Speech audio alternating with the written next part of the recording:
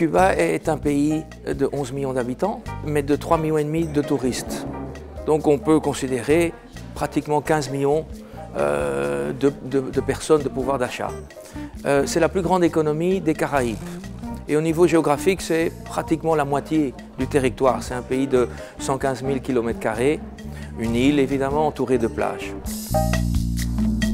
Cuba a été considéré par plusieurs agences économiques, commerciales, de contrôle, etc., comme un des 10 marchés au monde ayant le plus grand potentiel de croissance. C'est toujours une économie centralisée, planifiée par l'État. Vos clients, c'est des sociétés du gouvernement, c'est des grands importateurs, des grandes centrales d'achat.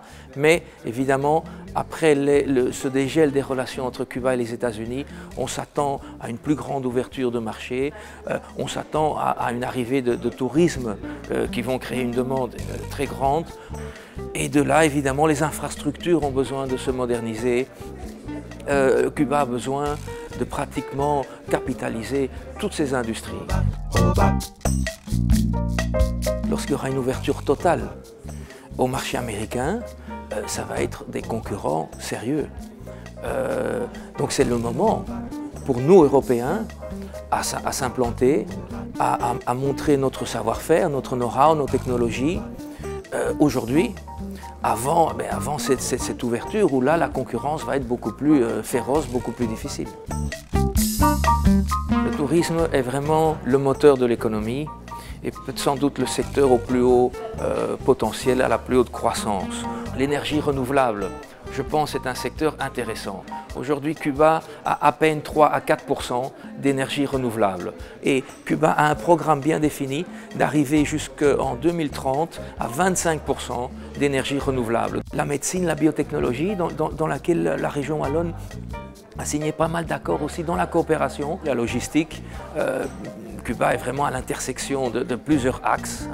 On l'appelle la clé du Golfe, entre l'Amérique du Nord et du Sud, entre l'Europe à l'Est et l'Amérique centrale à l'Ouest. Et donc il y a des hubs logistiques qui se forment. Il y a des choses à faire. On a des choses à offrir, du know-how, des technologies à offrir dans pratiquement tous les secteurs. On ne fait pas des affaires avec une entreprise cubaine qui reste, je le répète, une entreprise d'État, donc une entreprise du gouvernement. On ne fait pas des affaires par email, à distance, il faut se rendre sur place. Il faut parler espagnol, c'est important. Si vous ne parlez pas espagnol, on peut vous trouver une interprète, enfin vous organisez l'agenda, etc. Mais si vous parlez espagnol, c'est mieux. Et il faut bien préparer votre voyage. Là, je vous conseille vraiment de nous contacter à l'avance, au moins un mois à l'avance. Rien que par exemple le visa, vous devez voyager avec un visa business. Il ne faut pas venir à Cuba avec un visa touriste, vous ne serez pas reçu. Donc nous, on a des contacts avec l'ambassade cubaine à Bruxelles, on leur envoie votre fiche, ils vous donnent un visa business et on vous prépare l'agenda. Si vous y allez seul, ça va être beaucoup plus difficile.